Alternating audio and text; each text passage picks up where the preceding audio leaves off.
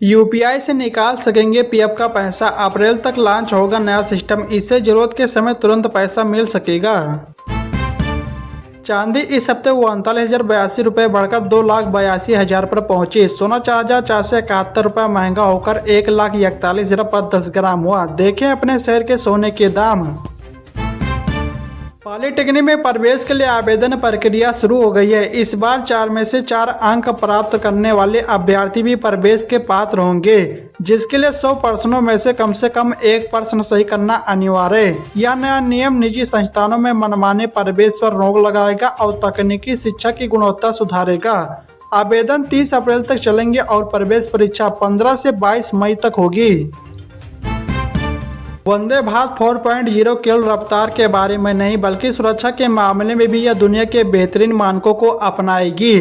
कवच 5.0 भारत का स्वदेशी ऑटोमेटिक ट्रेन प्रोटेक्शन सिस्टम है। देश के हाईवे पर यात्रा का तरीका बदलने जा रहा है। हाईवे जर्नी को पूरी तरह डिजिटल बनाने की दिशा में सरकार ने एक बड़ा और अहम फैसला लिया है। 1 अप्रैल से देश के सभी राष्ट्रीय राजमार्गों पर टोल प्लाजा पर नकद भुगतान पूरी तरह बंद कर दिया जाएगा। अब टोल टैक्स सिर्फ फास्टैग या यूपीआई के जरिए चुकाया जा सकेगा। सरकार का मानना है कि इस फैसले से न सिर्फ यात्रा आसान होगी बल्कि समय, फ्यूल और पैसे की भी बचत होगी। लखनऊ से रायबरेली रेलखंड पर 130 किलोमीटर प्रति घंटा की रफ्तार से दौड़ेगी ट्रेन। 45 मिनट में पूरा होगा रायबरेली से लखनऊ का सफर। यूपी बोर्ड की हाई स्कूल और इंटरमीडिएट परीक्षाओं को पूरी तरह नकल विहीन बनाने के लिए इस बार नया नियम बनाया गया है। बोर्ड की ओर से जारी नया दिशा निर्देश के मुताबिक अब विद्यार्थियों को परीक्षा केंद्र में अपने प्रवेश के अलावा केवल प्रवेश पत्र दिखाना काफी नहीं होगा। उन्हें अपने साथ आधार कार्ड की मूल प्रत रखना अनिवार्य कर दिया गया है। चलिए दोस्तों, अगली खबर बताने से पहले इस वीडियो को भी लाइक करें, शेयर करें और चैनल को सब्सक्राइब करके बेल आइकन प्रेस कर लीजिए। Two wheeler maker Bajaj auto के सब ब्रांड चेतक इलेक्ट्रिक ने अपने सबसे सस्ता e scooter Chetak C501 Bharat में लॉन्च कर दिया है। कंपनी का दावा है कि इलेक्ट्रिक स्कूटर एक बार फुल चार्ज करने पर 113 किलोमीटर चलता है और इसे सिर्फ 2.5 घंटे में 80% चार्ज किया जा सकता है। अब गाड़ियां करीब आते ही एक दूसरे को अलर्ट करेंगी। इसके लिए केंद्रीय सड़क परिवहन और राजमार्ग मंत्री नितिन गडकरी ने घोषणा की है कि सरकार साल 2026 के अंत तक देश में vehicle to vehicle communication technology को अनिवार्य करने की प्लानिंग कर रही है। एक्सप्रेसवे हाईवे पर अब ओवर स्पीड में वाहन चलाने का चालान टोल टैक्स के साथ ही फास्टैग के जरिए कट जाएगा। जी हां, यमुना एक्सप्रेसवे व अन्य हाईवे पर हादसों में कमी लाने के लिए एडीजी जोन ने इस संबंध में निर्देश दिया है। लखनऊ का प्राचीन चारबाग बस स्टेशन आधुनिक होने जा रहा है। निर्माण कार्य के बीच वहां आने वाली बसें दूसरे बस स्टेशन पर शिफ्ट की जाएगी। अयोध्या धाम और पंचकोसी परिक्रमा मार्ग में नॉनवेज पर पूरी तरह प्रतिबंध लगा दिया गया है। होटल, ढाबे, गेस्ट हाउस के साथ अब ऑनलाइन फूड डिलीवरी पर भी रोक रहेगी। प्रशासन ने नियम तोड़ने वालों पर सख्त कार्रवाई की चेतावनी दी है। यूपी में गन्ना किसानों से लोडिंग शुल्क लेने पर चीनी मिलों पर कड़ी कार्रवाई होगी। गन्ना किसानों की शिकायतों के बाद योगी सरकार ने सख्त रुख अपनाया है। इस संबंध में गन्ना आयुक्त ने चेतावनी देते हुए सख्त निर्देश दिया है। निःशुल्क और अनिवार्य बाल शिक्षा अधिकार अधिनियम यानी कि RTE के तहत निजी विद्यालय में प्री नर्सरी और कक्षा 1 में दाखिले की प्रक्रिया अब और आसान कर दी गई है। आवेदन के समय बच्चे का आधार कार्ड अनिवार्य नहीं होगा। अभिभावक अपने आधार कार्ड के आधार पर ही आवेदन करा सकेंगे।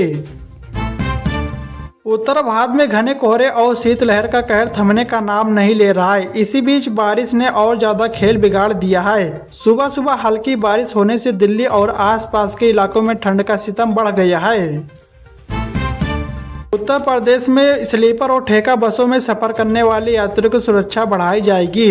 जो बसें सुरक्षा नियमों का पालन नहीं करेंगी उनके खिलाफ तुरंत कार्रवाई होगी और जरूरत पड़ने पर बस को जब्त भी किया जाएगा।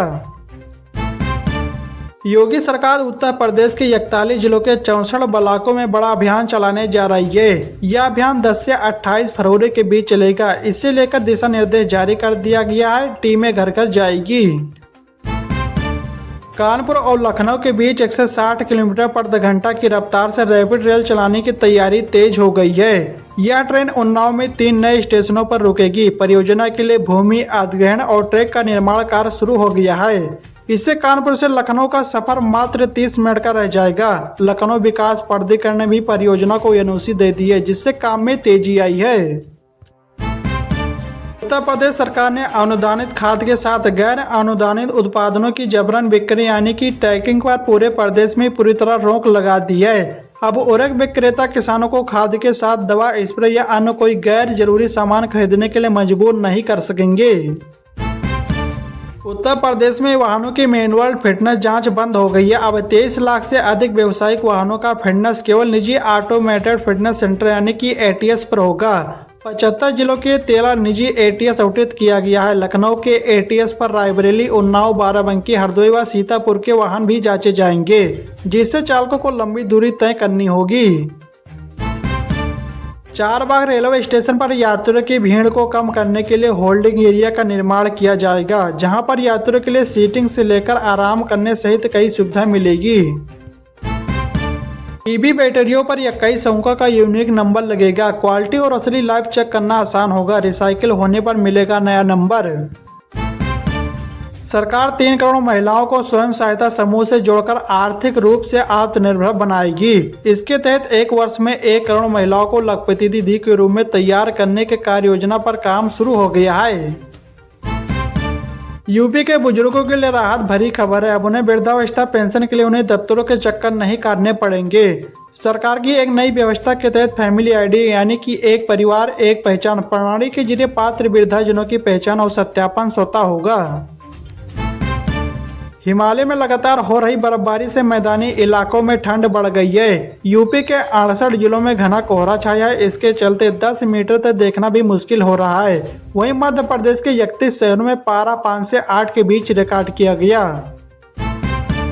अयोध्या से वाराणसी के बीच बनेगा 6 लेन हाई स्पीड कॉरिडोर। 5 घंटे की दूरी 2 घंटे में होगी तय।